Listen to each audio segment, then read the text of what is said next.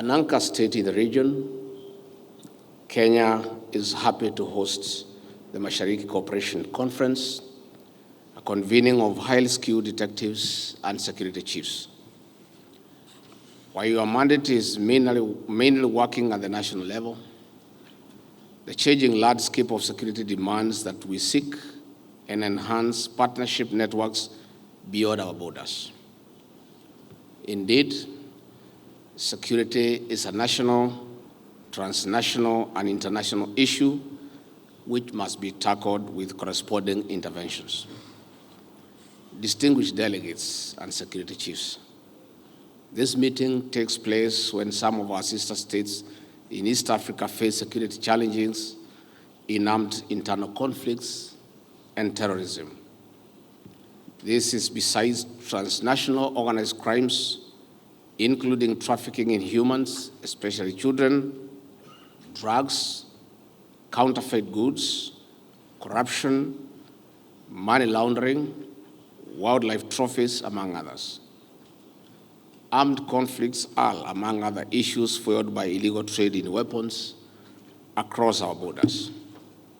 Terrorism and religious extremism are taking root as radicalization cells also grow.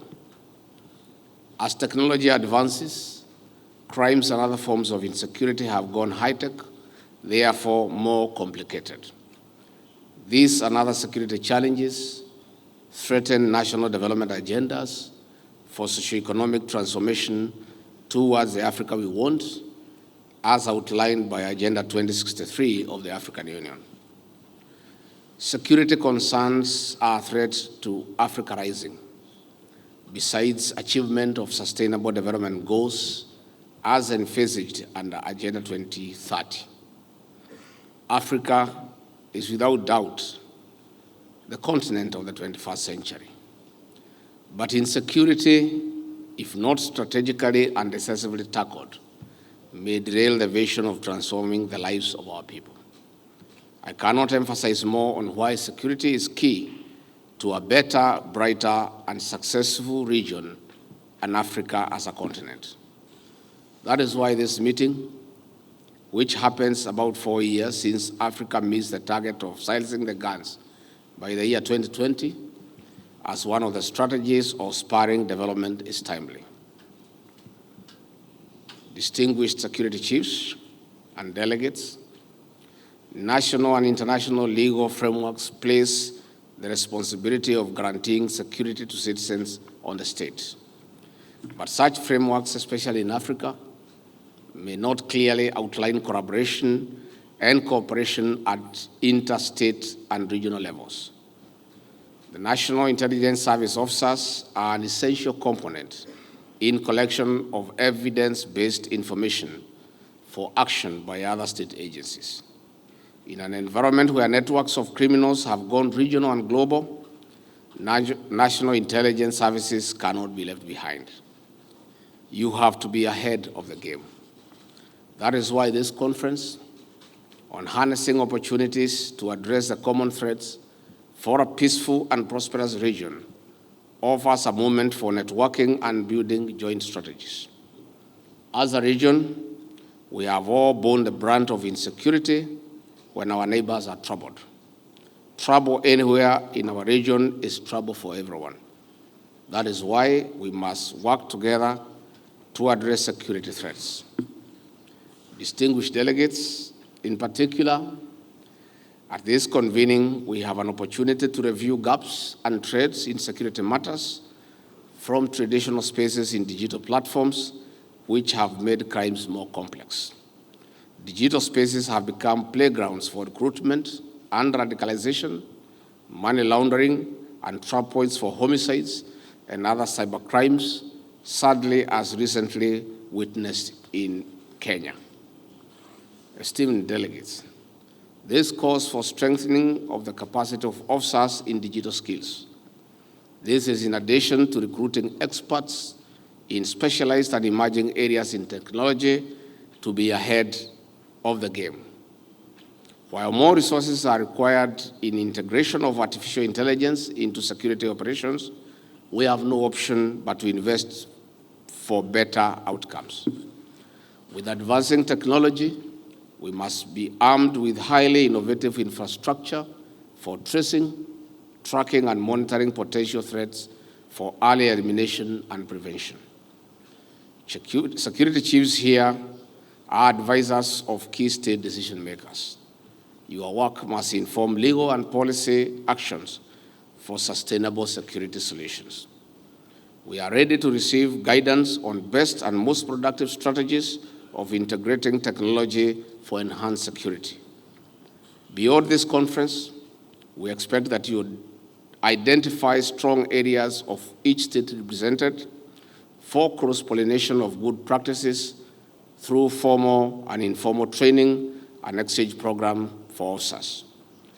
With a network of 15 member states, this gathering should define a framework for sharing knowledge and information between and among our intelligence bureaus for strategic interventions and mutual benefit.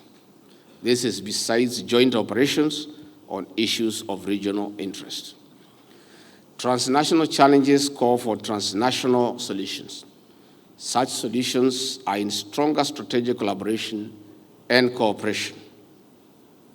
Distinguished security chiefs and delegates, National Intelligence Service works for public good. While your work is mostly undercover, it is important to note that cultivating public trust is central to success. This therefore calls for a human rights-based approach to investigations. This will instill and sustain public confidence in the National Intelligence Services as a public interest-driven state organs. On this note, I now take this opportunity to declare the Mashariki Cooperation Conference officially open and look forward to the outcome for further action. Asanteni sana. Again, let me appreciate our National Intelligence Service for hosting this very important conference. Matters of security are non-negotiable, and the stability of our nations and our region is, to be very plain, in your hands. You are the men and women who must remain awake so that the rest of us can sleep. And if you sleep, all of us are in trouble. So I want to encourage you to appreciate that we are going towards a global village and a borderless society. So let us work together and cooperate to enhance security and peace in our region so that our people can enjoy their lives and they can go about their businesses without having to worry. We do want to take this opportunity to appreciate all of you for the good job that you are doing for the last so many years, where various threats have been thwarted and incidents of terror have been managed to a very large extent.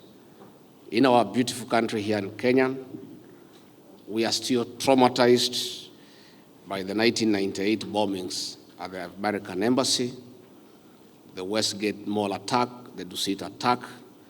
And when we reflect for the last several years, we have not had any terror attack. For the public may not know, it is the men and women in this room who have worked tirelessly to thwart so many efforts that would have created hell for our people. I really want, on behalf of my president and the government of the Republic of Kenya, to appreciate all of you and to encourage you to continue cooperating, sharing intelligence, and working together to create a stable region. A stable region is good for each country, it's good for our citizens.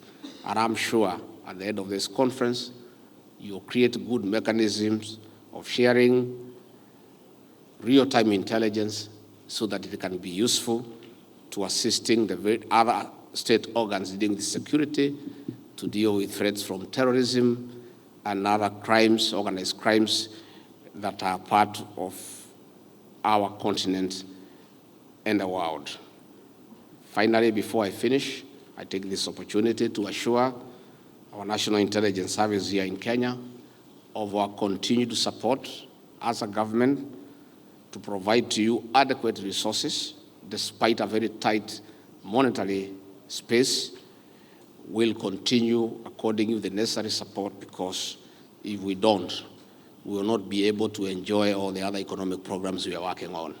Security is prerequisite to development, is prerequisite to everything. And therefore, let me take this opportunity to assure our Director General and your men and women that the President has confidence in what you are doing. He appreciates the good work that you are doing, and be assured of our continued support in all areas, including adequate financing to enable you undertake your work. Na nikimalizia, as I wind up, for those who are visiting us here, please don't be in a hurry to go home. Take a bit of time here in the city of Mombasa. I'm sure you came with some dollars and some euros. Please leave them behind here. We need them. If you can spend some time here in Mombasa, we have very exotic beaches. We have nice hotels. We have hospitable people. And since you work so hard, take advantage of being here in Mombasa to spend 2 or 3 days on holiday and leave us some foreign exchange here. It will be useful for our country. With those very remarks, thank you very much. May God bless you.